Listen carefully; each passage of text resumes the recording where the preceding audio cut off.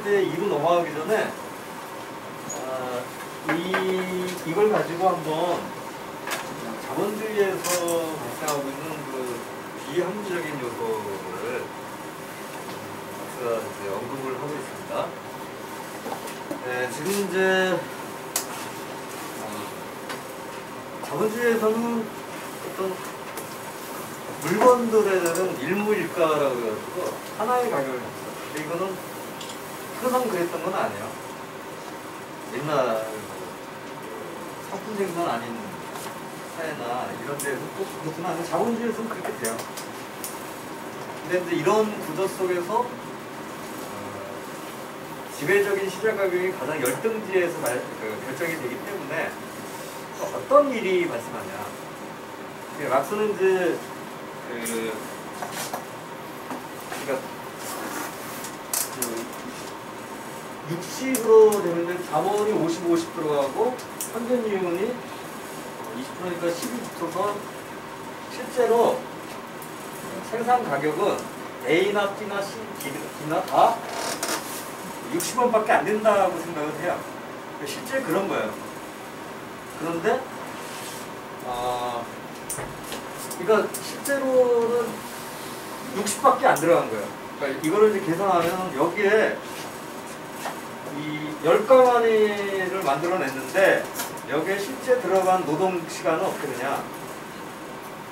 240원에 해당되는 것밖에 안 들어갔다 이렇게 얘기하는 거예요. 그런데 시장에서는 얼마에 팔리죠? 시장에서는 지금 얼마에 전체 합계가 얼마에 팔린 거죠? 600에 팔린 거죠. 그래서 어떻게 되냐면 360이 부풀려 있는 거죠. 그래서 이게 어떻게 되냐면 자본주의에서 자본주의 어떤 뭐 경쟁이나 시장의 어떤 결정에 의해서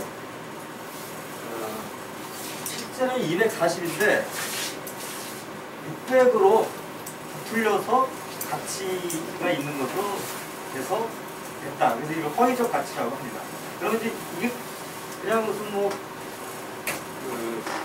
관념적인 어떤 것에 끝나는 거냐? 그게 아니고 결국은 이게 어떻게 되냐? 360의 차이가 나는 것은 이 차이가 정확히 어떤 차이예요? 지대잖아요.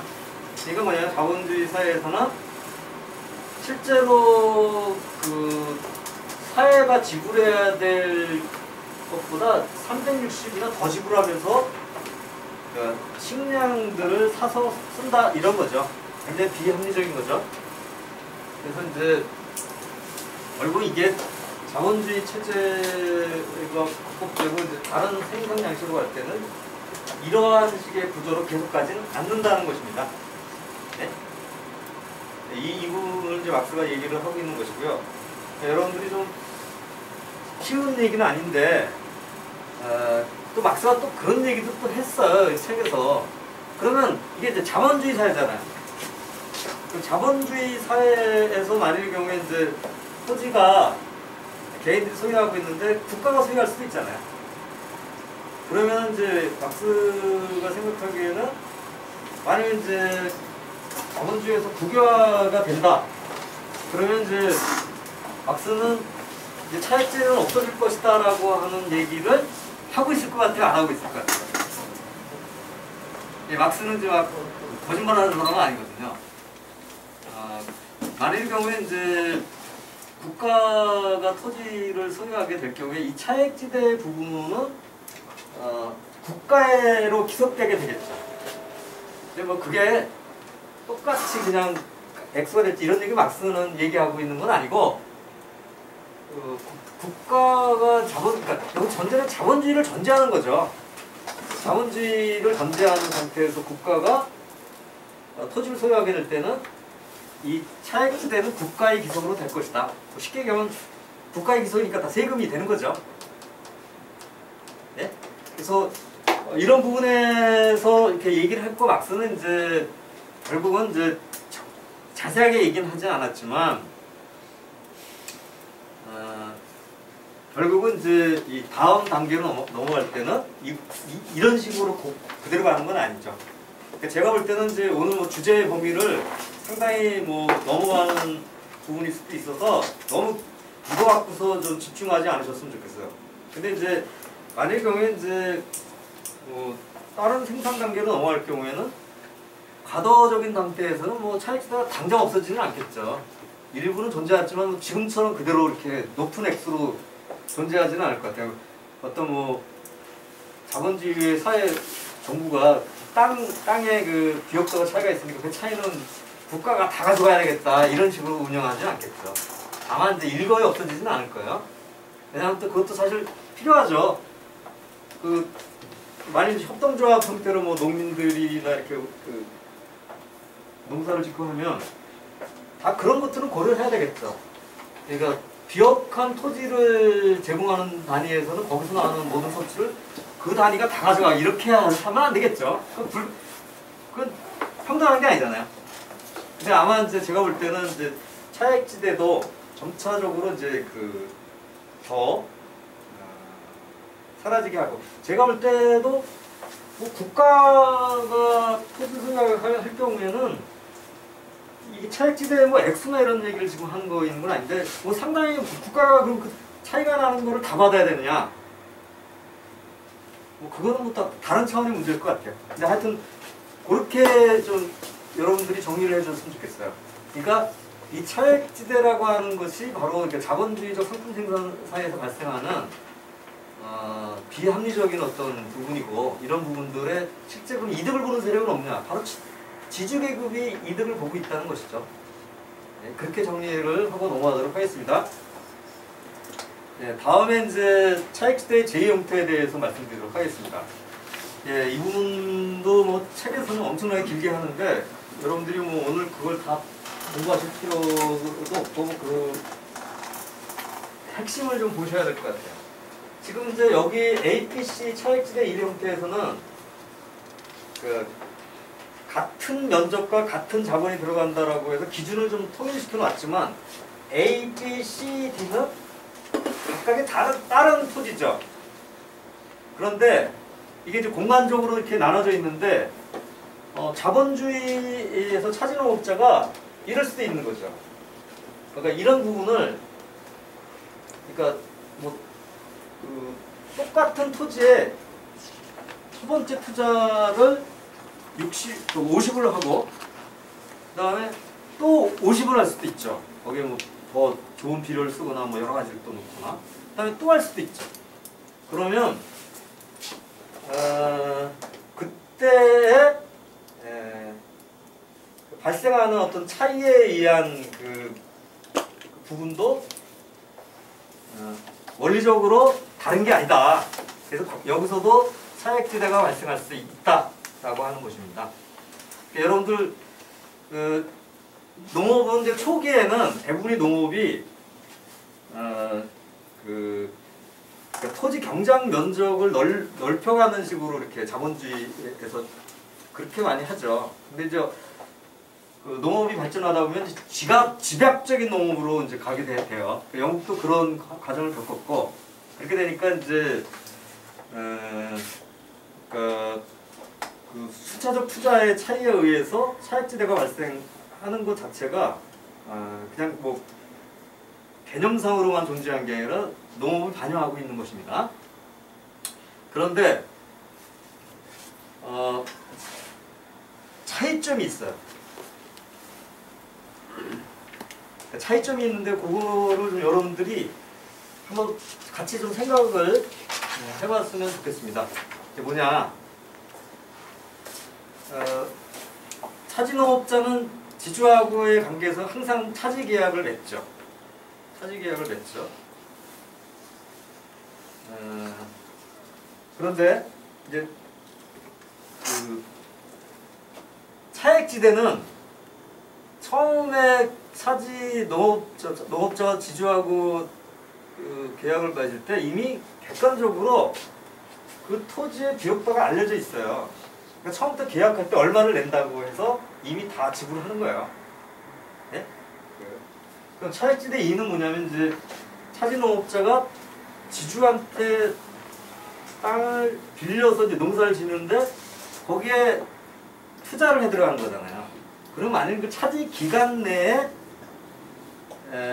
만료가 되기 전까지 기간이 있다고 하면 그 여기서 이 형태에서 발생하는 그 초과 이유는 당장 지주 몫이 되겠습니까? 안 되겠습니까? 그러니까 이게 한번 생각해 보세요. 그러니까 그 지주하고 계약을 했거든요. 이미 얼마 지불한다고 계약을 한 거예요. 근데 자기가 거기서 계량해 놓은 게 나중에 이제 아까도 얘기했듯이 첫 번째에 얘기했듯이 계약 만료가 되면 좀 억울하지만 그걸 두고 가야 되거든요. 하지만 그 중간에 생산성이 높아졌다고 그래서 지주한테 추가로 지불할 의무는 없죠. 그래서 이제 이게 계속 이제 결국은 이제 지주하고 차진업자 사이에서는 서로 간에 이제 그 신경전이 심하게 되는 거죠. 네?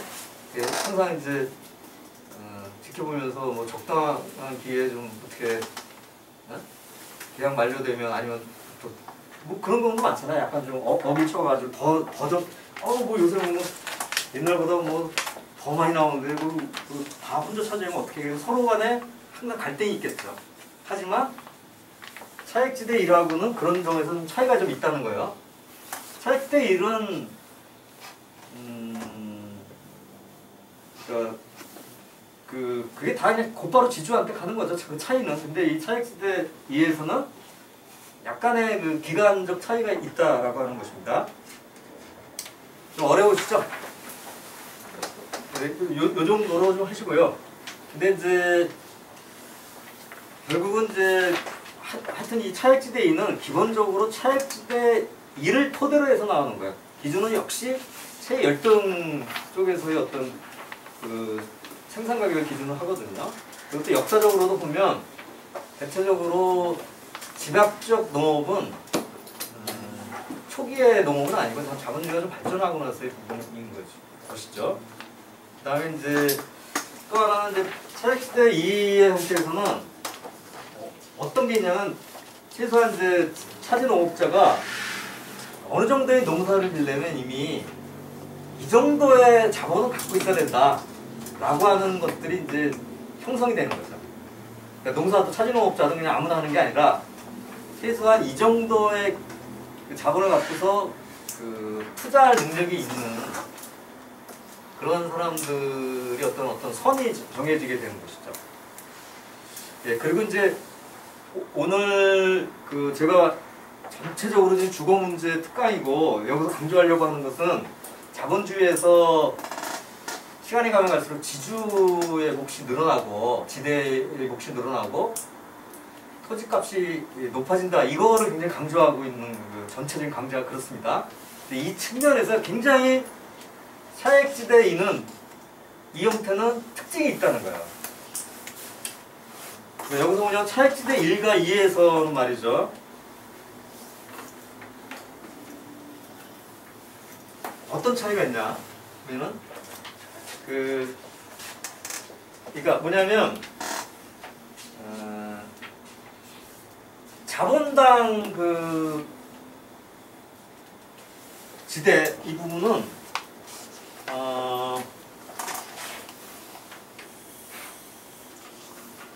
그러니까 A코 자본당 계산하는 현실 차액지대 1에서는 불변이에요. 왜냐하면 그거는 이미 토지의 비옥수 차이라고 하는 것들이 정해져 있는 거잖아요. 이게 불변이에요. 그러니까 뭐냐면 그 A에 있는 여기 이제 지대가 발생하지 않는데 B의 경우에는 한번 이제 똑같은 자본을 또 투자한 거잖아요. 그러면 이거는 늘어날 수가 없어요.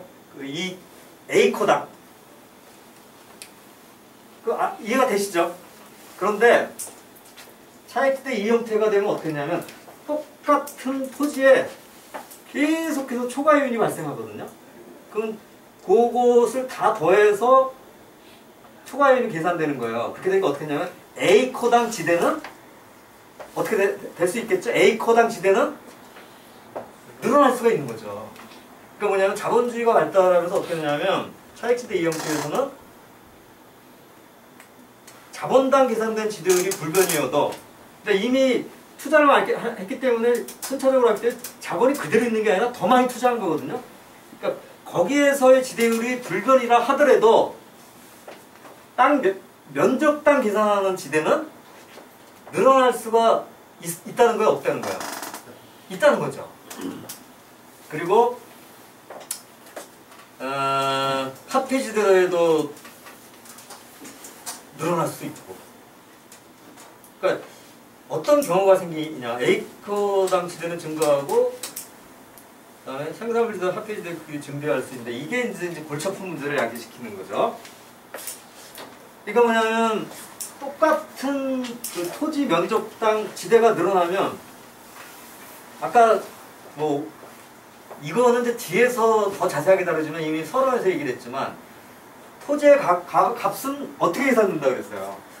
지대를 이자로 나누는 거라 그랬잖아요. 그러면 똑같은 토지에서 발생하는 지대가 높아지잖아요. 그러면 땅값은 어떻게 되겠어요? 땅값은 어떻게 되겠어요? 늘어날 수밖에 없죠. 그러니까 이게 이제 앞에서 얘기할 때는 조금 이런 식으로 설명한 건 아닌데 이거를 이제 더 자세하게 설명하는 하나의 예를 든 건데 결국은 차익지대 이용태라고 하는 것은 똑같은 토지의 차지농업자가 물론 뭐 차익지대에 이래서도 그런 거 안 하는 건 아닌데 나중에 이제 그거를 안 하는 건 아닌데 차익지대에서 아주 특징적으로 뭐냐면 갈수록 지대를 토지 가격도 늘리면서 결국은 지대를 올려가는 결과가 되는 거죠. 이렇게 되는 건 어떻게 되냐면 토지의 가격이 올라가는 경향이 생길 수밖에 없는 거죠. 네, 이 부분은 이제 말씀을 드렸고요. 그 다음에 이제 차익지대의 예를 해가지고 뭐 엄청난 경우의 수를 제가 볼 때는 막스는 그 집요한 것 같아요. 정말 엄청난 경우의 수를 그냥 그 숫자를 다 계산해가지고 막스가 건강에 안 좋다고 그러는데 이게 사실 자본론 초기에 써서 건강할 때 쓴 것 같아요. 굉장히 막 그 경우의 수를 거의 이렇게 해가지고 다 얘기했는데 그거를 전부 다 생략을 하겠습니다. 그 중요한 것만 이제 말씀을 좀 드리면 뭐냐면 10쪽을 봐주시면 여러 가지 경우들을 이제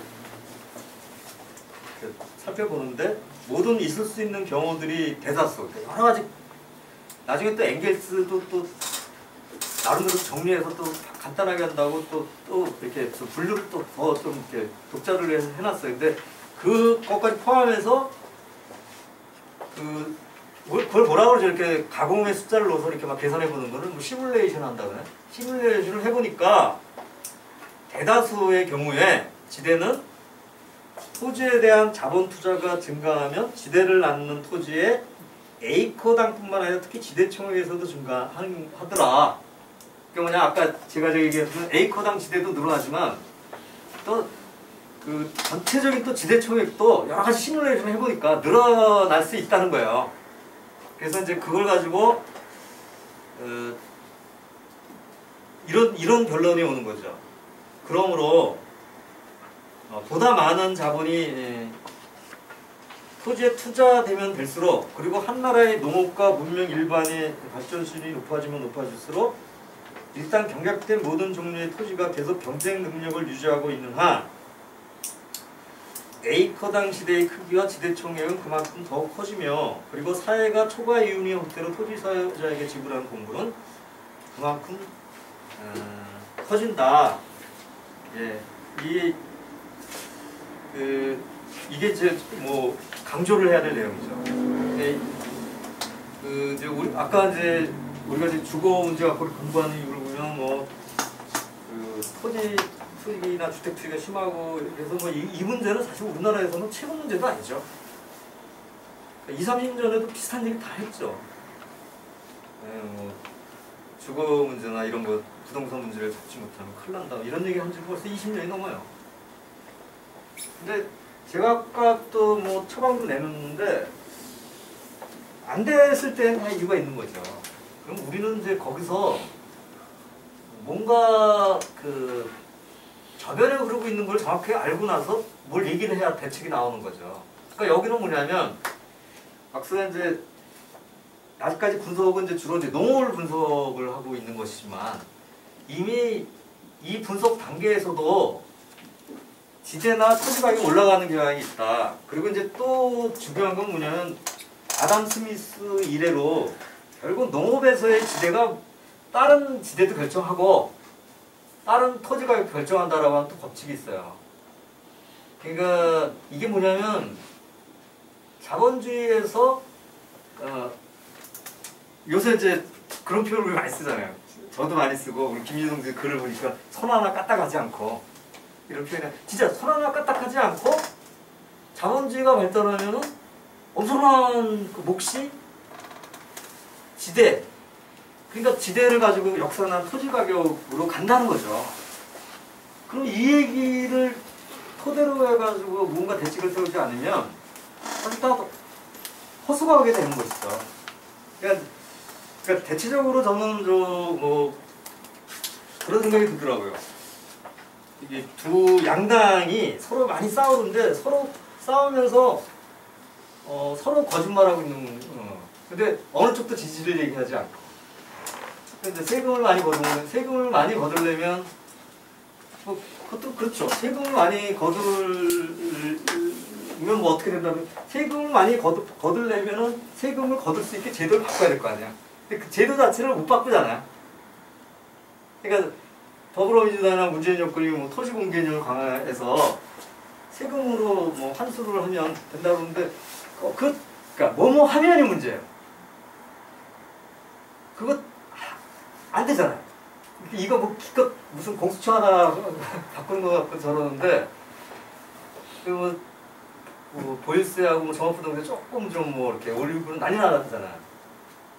근데 뭐 3년에 한 6억짜리가 한 9억대 아파트 하는데 3억 올라가는데 좀 세금 매기면 한 제가 보기엔 한 1억 5천 정도 세금을 내게야 되는 건데 뭐 기껏해야 조금 올리니까 뭐 난리치고 그러지 않습니까? 그건 뭐냐면 사실상 그 서로 간에 그러니까 서로가 내가 덜 거짓말한다 경쟁에서 이제 계속 끌고 가고 있는 거죠. 그런 의미에서 이제 이 부분이 그냥 쭉 읽으면 근데 이걸 해석을 하면 굉장히 심각한 자본주의 얘기를 하고 있는 거고 우리나라는 특히 이것이 더 또 제도적으로 더 이걸 더 악화시켜놓은 상황 아닙니까? 그래서 이제 제가 차액지대의 중요한 부분들은 좀 말씀을 좀 드린 것 같아요. 그래서 오늘 이제 했던 부분들 중에 제가 이제 요새 문제하고 어떻게 연결을 해야 될 건가를 해서 이제 그런 부분 15쪽에 있거든요. 그래서 이거를 뭐 다음번에 강의에서도 또 말씀을 드리겠지만 오늘 공부한 내용을 가지고 좀 연결을 해서 좀 말씀드려야 될 것 같은 부분이 있어서 한번 먼저 좀 정리를 해보도록 하겠습니다. 첫 번째, 자본주의에서 토지가격과 주택가격이 지속적으로 상승하는 경향을 갖는다는 거예요. 그래서 그 이유가 뭐냐? 토지사회자의 아무런 노력도 없이 지대는 자본주의에서 상승하는 경향이 있다. 자본주의 발전 성과가 지대의 상승을 가져온다. 이게 지금 오늘 제가 핵심 주제죠. 근데 토지의 구매 가격은 이거보다 더 골치 아프다. 네. 토지의 구매 가격은 지대를 이자율로 나눠서 역산이 되는 것입니다. 이것은 노동의 가격이 불합리한 것 같이 매우 불합리한 범주죠. 이렇게 지가가 선정되고 분자인 지대는 상승하는 경향이 있죠. 그러면 뭐 이자율에서 좀 올라가야 되는데 이자율은 거꾸로 가잖아요. 그리고 최근에는 뭐 자본론 분석할 때는 이런 일이 발생할 수 있어서 박수도 몰랐을 것 같아요. 어떻게 정부들이 나서서 0% 마이너스 금리하는 세상이 된 거 아닙니까? 그럼 이건 뭐예요? 거의 땅 짓고 헤엄치라고 자산가들한테 걱정하지 말고 여기 계속 투자하라고 하는 거 아니야. 부동산 투자하고 주식 투자하고 나중에 이제 그러다가 쫄딱만 하는 거 아니냐.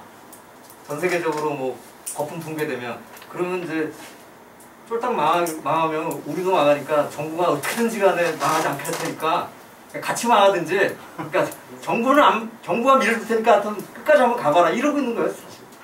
그러니까 요새 보면 이제 김현미가 변명하는 게 그거잖아요. 물러났지만 김현미가 변명하는 게 이제 이런 얘기는 안 하잖아요. 그러니까 자본주의 때문에 계속 집값도 올라가는데 그럼 자본주의 문제다 이런 얘기는 안 하는데, 김현미가 이제 공격을 많이 받을 때 항상 이제 그 얘기만 하면 또 욕을 먹는데, 그게 뭐냐면 그거예요. 전 세계적으로 지금 저금리하고 양적 하나를 하는데 이건 대책이 없다. 나도 뭐 어떡하냐. 이제 그 얘기만 하고 있더라고요. 네?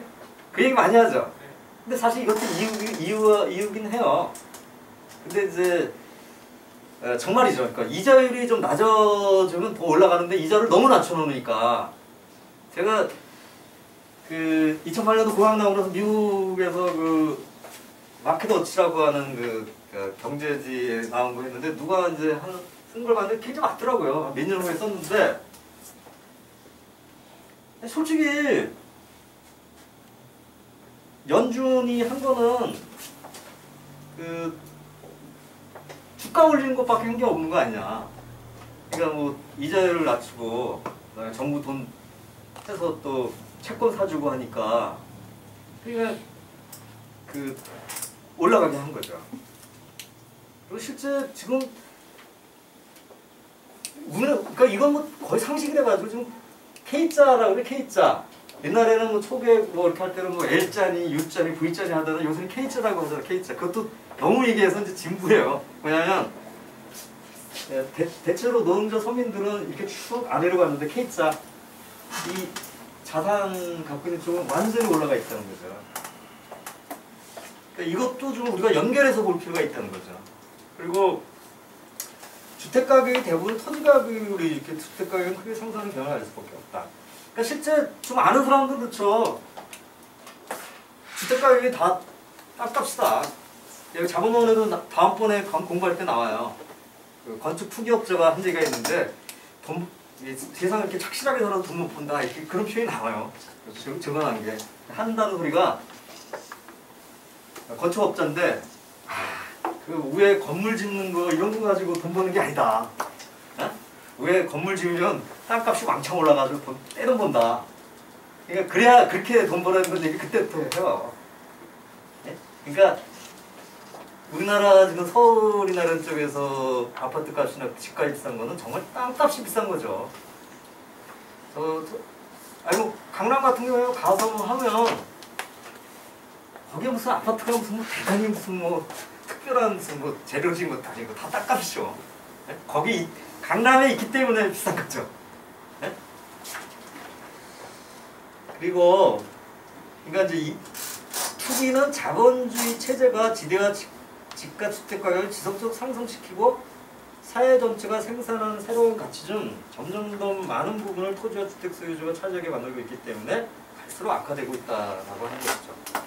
그래서 오늘 공부한 내용이 이제 가장 기본을 이루고 뭐냐면 이게 추세가 지대에는 좀 올랐다가도 떨어지고 뭐 집가는 이렇게 올랐다 떨어지고 이런 게 아니라 역사적이라고 할 정도로 계속 올라가는 경향이 있다는 거죠.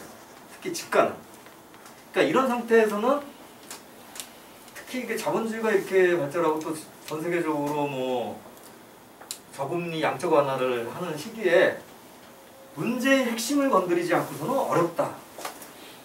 그래서 결국은 다음 강의 때 이제 본론으로 가겠지만 결국은 뭐냐? 그러니까 막스가 이제 다음에서 서론에서 이미 얘기했지만 토지의 사적 소유는 굉장히 불합리한 것이다. 이런 얘기를 이제 많이 하는데 다음에는 이제 이런 부분들을 더 집중적으로 하게 될 것이라고 생각합니다. 예, 그럼 오늘 좀 강의는 좀 제가 좀 마무리를 좀 해보도록 하겠습니다. 그러니까 핵심은 뭐냐? 자본주의에서는 어떤 토지가 갖는 어떤 그 부분, 그다음에 자본주의의 어떤 경제 발전의 어떤 법칙들이 있는데, 정말 자본주의 발전 법칙에 따라가는 거예요. 예외적으로 하는 게 따라가기 때문에 결국은 지대는 상승하는 경향이 있고 이자율은 떨어지는 경향이 또 있으니까 지가는 올라가는 경향이 있다는 거죠. 네, 이 부분을 좀 오늘 제가 강조를 드렸고요.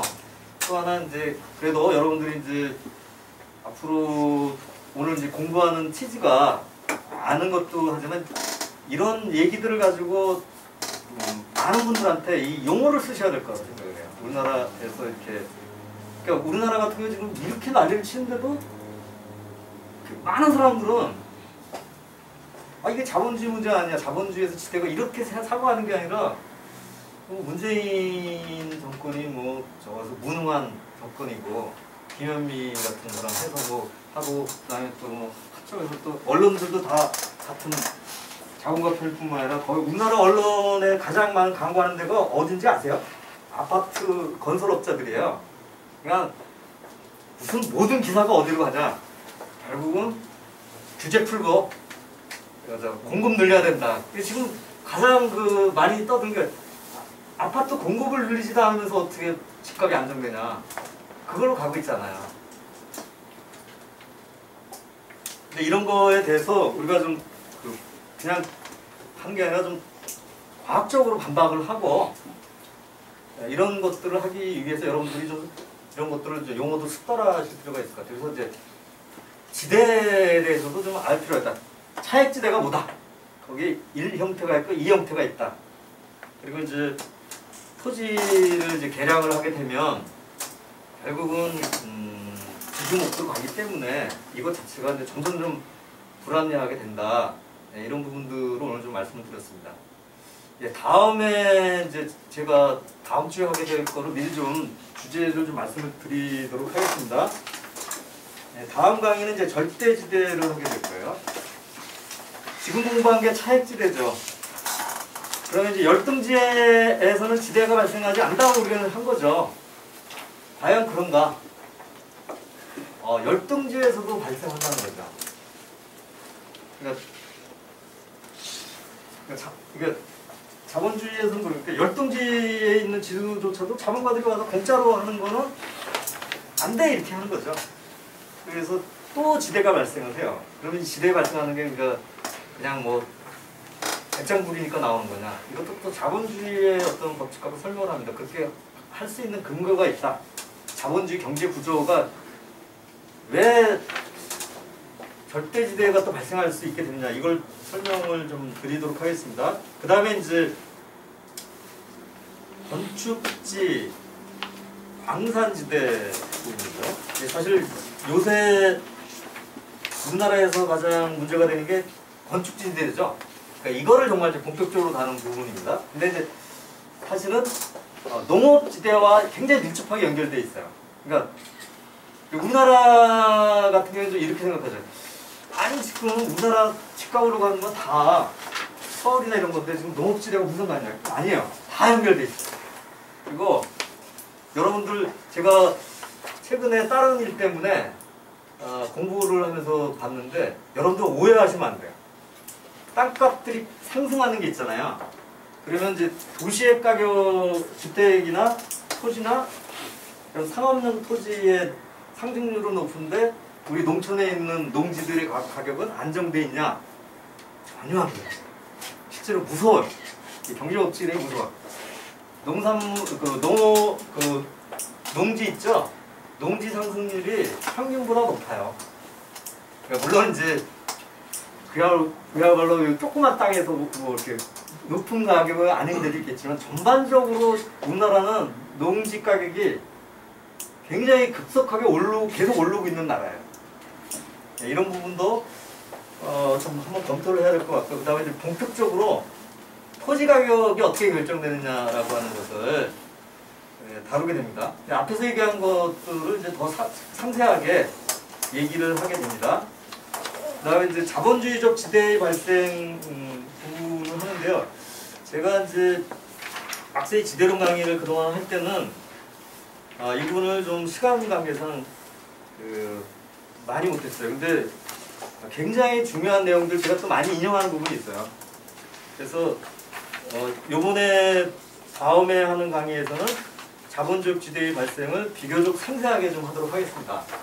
그리고 이제 특히 소규모 농민적 그 소유 부분을 좀 자세하게 다루도록 할 생각입니다. 그래서 일부에서는 이제 그렇게 생각을 해요. 원래 경제학에서는 소경영, 농업에서는 소경영이 오히려 생명력이 높다라고 하는 것이 또 그것도 도구마야. 수학 체감이 높지 않게. 근데 이제 여기 이 막스의 이 부분, 그 해당된 부분을 읽다 보면 아주 굉장히 냉정한 현실을 보게 되게 되는데, 대체적으로 소규모 농민들이 계속 버티는 이유는 뭐냐?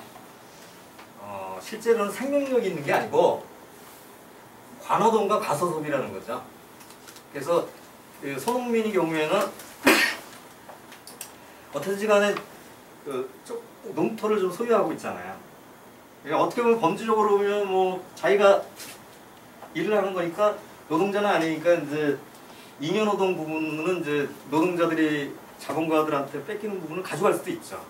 근데 실제로 소농 같은 경우에는 그런 거를 바라지도 않고 자기의 노동력 정도만 해소가 되면, 그 다음에 이제 비료값이나 이런 것만 해소가 되면 그냥 계속 농사를 짓는, 겉으로 보면 굉장히 생명력인 것 같지만 사실은 굉장히 그 수탈이라는 거죠.